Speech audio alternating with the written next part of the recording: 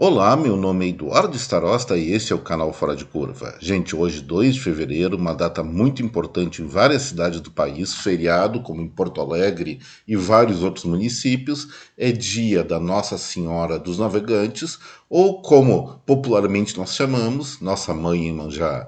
Então, um bom feriado a quem está curtindo esse dia, está festejando, está celebrando, mas no Fora de Curva aqui nós continuamos trabalhando.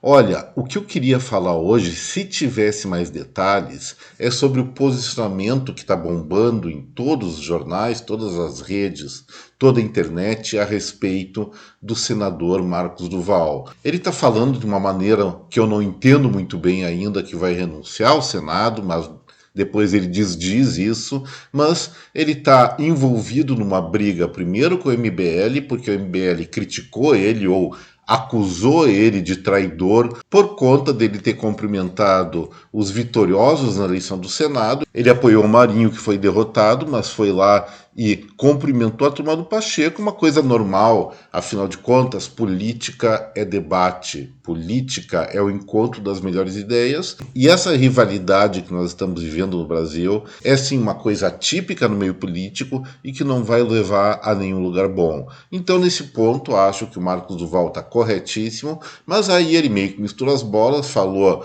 num tal planejamento de golpe que está muito obscuro ainda, então vamos esperar esclarecer todos esses fatos, ver o que é mentira, o que é delírio e o que é verdade, para depois fazer uma avaliação um pouco mais coerente. Então vamos deixar hoje o Brasil, só hoje, de lado e vamos tratar sobre questões internacionais. E o primeiro ponto que eu quero abordar com vocês é a respeito da taxa de juros dos Estados Unidos. O Federal Reserve subiu a taxa básica deles em 0,25 ponto percentual, chegando a um juro anual de 4,75%. E aí já falam que foi moderado, mas subiu os juros, isso vai provocar recessão. Vamos entender uma coisa, gente. Desde os anos 90, a economia global ela vem passando por, vamos falar assim, momentos de excepcionalidades.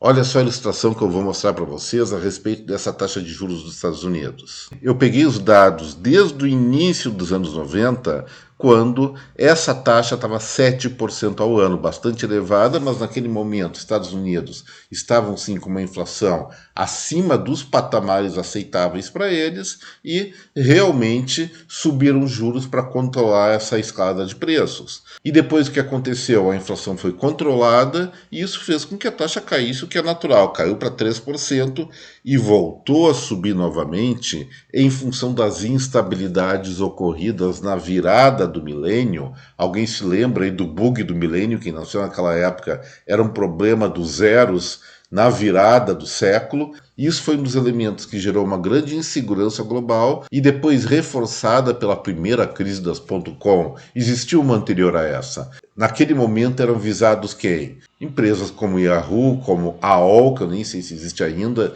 e várias outras, porque a internet era um negócio do futuro, só que os lucros não se realizaram, as pessoas ficavam desconfiadas, e isso gerou uma brutal crise, especialmente nos movimentos mais especulativos, fazendo com que houvesse grandes oscilações de juros. O Federal Reserve, o Banco Central norte-americano, sempre é muito prudente em relação a isso. Então subiu para 6,5% e logo depois, quando chegou uma recessão por conta dessa situação, os juros caíram a 1%. Aí começou uma paulatina recuperação para patamares históricos desta que eles chamam interest rate, taxa de juros. Chegou a 5,25%, mas daí estourou uma nova crise atribuída a uma questão especulativa, ao estouro da bomba do mercado imobiliário. Ali para o país e para o mundo não entrar numa brutal recessão, tanto Estados Unidos como Europa praticamente reduziram a taxa de juros de seus países, no caso da Europa, de seu mercado, da União Europeia, a zero.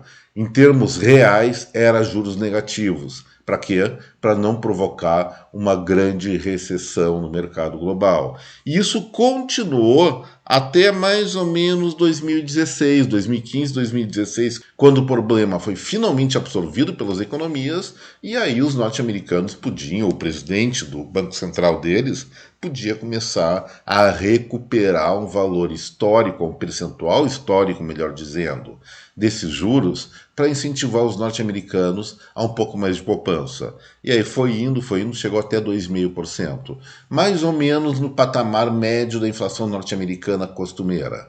O que aconteceu quando chegou a 2,5%? Lascou-lhe a pandemia.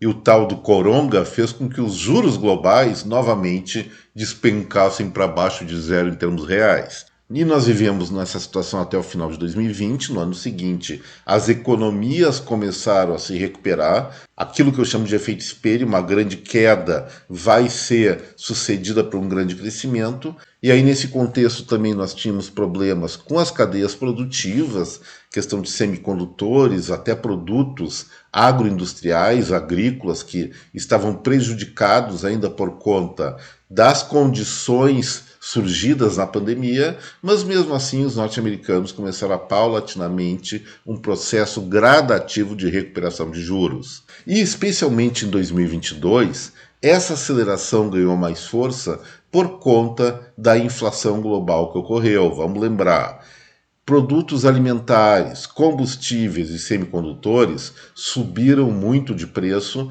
Os combustíveis, provavelmente por conta da guerra entre Rússia e Ucrânia, e os demais produtos por uma desorganização das cadeias produtivas, por uma nova fase da economia mundial também, mas o fato é que a inflação existiu, superou os 10% nos principais mercados do mundo com a economia estável, como Estados Unidos e Europa, e a receita tradicional para conter a inflação, mesmo que ela seja focada em poucos segmentos da economia, sempre foi juros. E aí os Estados Unidos começaram sim a subir as suas taxas, chegando agora num processo de desaceleração, já que ela ia subindo de tempos em tempos em meio ponto percentual, aumentaram ontem 0,25%, avisando aquela coisa que um presidente do Banco Central tem que fazer. Olha, isso não quer dizer que vai estabilizar. O ritmo diminuiu, mas nós vamos acompanhar a economia. A economia dos Estados Unidos continua crescendo, a inflação deu uma bela reduzida, os 2 últimos meses foram de deflação, assim como na Europa. Então eu acredito que nesse nível de 4,75%, a economia americana, norte-americana, falando mais precisamente, vai funcionar de uma maneira equilibrada, não vai ter grandes crescimentos, mas nada daquele processo recessivo que o presidente do Banco Mundial, a diretora-geral da FMI, estão prometendo para 2023. Então, relembrando, as quedas de juros foram em função de crises pontuais. O crescimento foi simplesmente, nesse ponto, um restabelecimento de padrões razoáveis, sendo que em 2022 forçaram um pouquinho sim a barra por conta de uma inflação que realmente estava acima dos padrões. Mas a outra coisa no âmbito global que eu sou obrigado a tratar diz respeito a estarmos em fevereiro de 2023.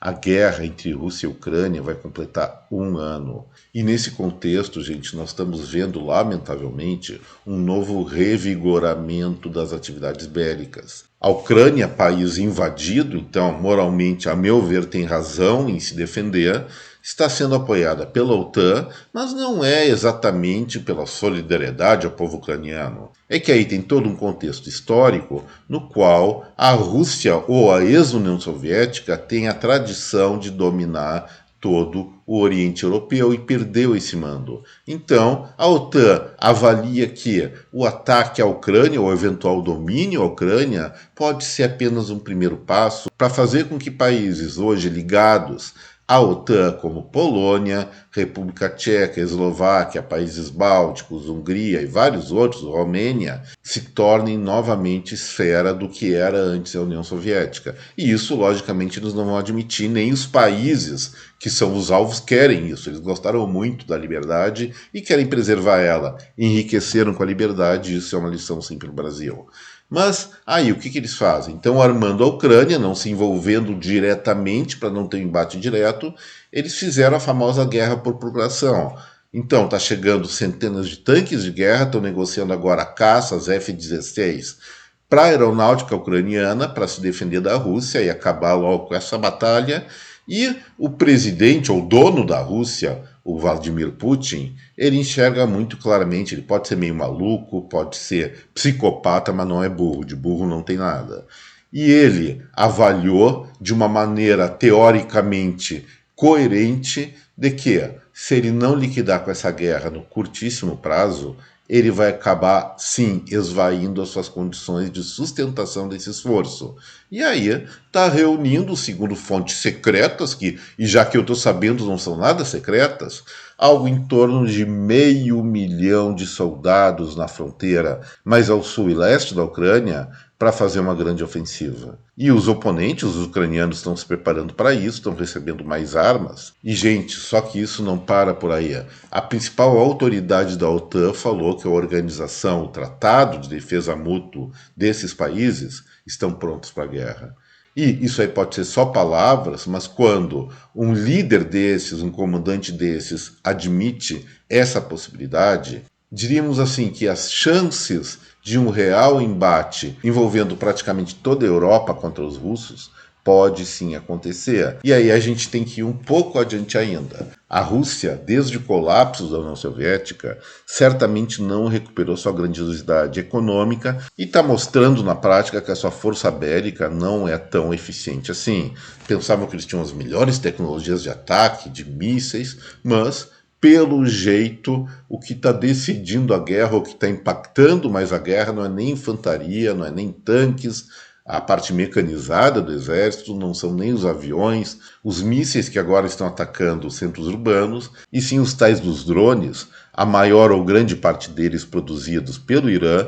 Inclusive, parece que Israel essa semana bombardeou essa fábrica de drones, não sei como é que vai ficar esse fornecimento agora, mas tem uma treta muito forte se formando aí. E dentro desse contexto ainda, nós temos uma declaração do general da aeronáutica norte-americana, o Mike Minihan, que ele dá praticamente uma grande certeza, um grande grau de certeza de que Estados Unidos e China vão entrar em guerra até 2025. Nem cabe ver a avaliação específica dele, pode ser loucurada ou ele pode estar com algumas coisas consistentes não reveladas. Por quê? Um general dessa patente, 4 estrelas, não ia estar falando besteiras sem uma prévia autorização do comando maior. A não ser se for uma situação de uma crise institucional muito grande, que eu não acredito que ocorra dentro do Pentágono. No início, quando eu vi essa notícia, eu não dei muita bola. Mas sabendo agora que os Estados Unidos está fazendo um acordo com as Filipinas para usar mais as bases navais daquele país, que está, assim, sendo pressionado com seu território marítimo pela própria China, a treta começa a ficar um pouco mais nebulosa. Vamos pensar também pelo outro lado, lá dos chineses.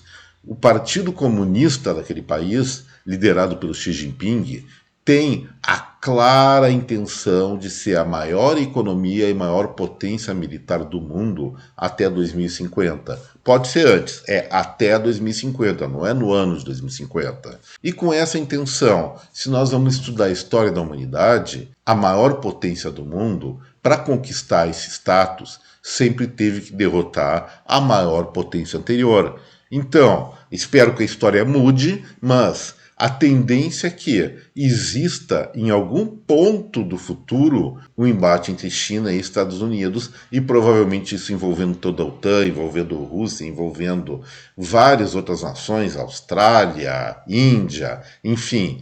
Tem princípios lógicos que podem nos levar a uma terceira guerra mundial. Por que essa guerra não aconteceu lá até nos anos 90? 2 motivos. Os polos, então, briguentos, que era OTAN versus Pacto de Varsóvia, a ex-União Soviética, tinham um certo equilíbrio bélico que um tinha medo do outro, então era chamada Guerra Fria. Por quê? Porque ela não esquentava. O medo de atacar era porque a reação ia ser praticamente igual, armas nucleares, e todo mundo, todos os líderes globais tinham muito medo disso.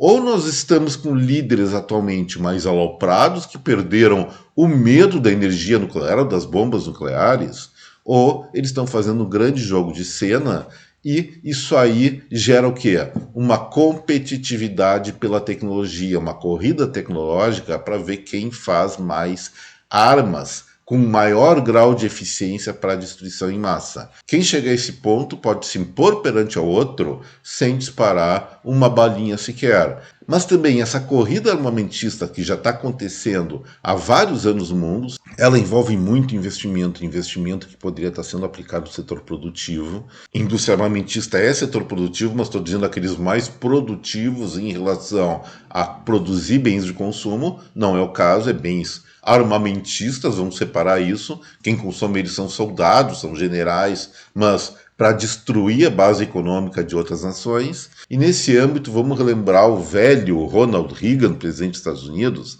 que criou meio de chacota uma tal de guerra nas estrelas que nunca fez, para forçar os soviéticos a investir mais em arma e desguarnecer o seu abastecimento interno, provocando a queda daquele império. Talvez seja esse o jogo que está acontecendo novamente, mas as forças, vamos admitir, são muito equilibradas entre Rússia e Estados Unidos. Então, gente, é inegável, talvez não seja para hoje, não seja para amanhã, nem para depois da manhã, mas a nossa geração, as gerações que estão vivas nesse momento do planeta Terra, tem um enorme imbróglio pela frente. E eu deixo vocês com essa provocação. Eu não sei qual a conclusão disso, porque são forças muito equilibradas. E encerrando o Fora de Curva de hoje, eu peço novamente, deixe seu like, se inscreva aqui no nosso canal e compartilhe esse vídeo se você achar ele evidentemente procedente, evidentemente algo que inspire um pouco mais de discussão sobre esses assuntos. Então, gente, aqui fica meu forte abraço para cada um de vocês, meu até breve e meu tchau. Tchau!